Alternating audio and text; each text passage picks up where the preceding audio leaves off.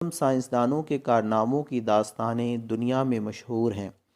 عالم اسلام کے عروج کو چار چاند لگانے والوں میں سے ایک نام عظیم مسلم سائنسدان ابو ریحان محمد احمد البحرونی کا ہے، جو کہ ایک مایہ ناز سائنسدان اور ماہر ارضیات و نجوم تھے۔ ابو ریحان محمد احمد البحرونی 3 ذی الحج 362 ہجری بمطابق 4 ستمبر 973 عیسوی کو وسط ایشیا کی ریاست ازبکستان، جس کا پرانا نام خوارزم تھا، کہ ایک قصبے بیرون میں پیدا ہوئے، اسی لیے انہیں البیرونی بھی کہتے ہیں۔ اس وقت وہاں ایک عراقی خاندان کی حکومت تھی۔ اس وقت اس وسط ایشیائی ملک کو آج ازبکستان کہا جاتا ہے، جو کہ 1991 میں روس سے آزاد ہوا۔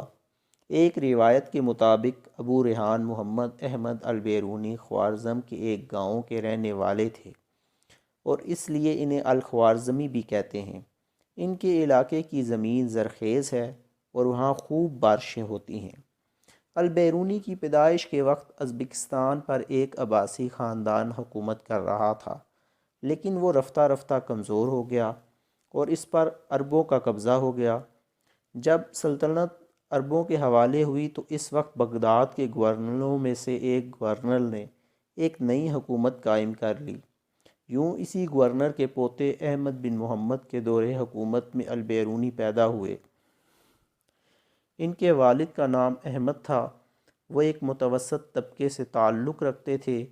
ایک دفعہ ایک مخالف شاعر نے البیرونی کے آباء و اجداد کے بارے میں کچھ غلط بیانی سے کام لیا تو اس کے جواب میں البیرونی لکھتے ہیں، کسی آدمی کا اچھا یا برا ہونے کی تصدیق اس کے اسلاف سے نہیں بلکہ فرد کے اپنے اخلاق اور کردار سے ہوتی ہے۔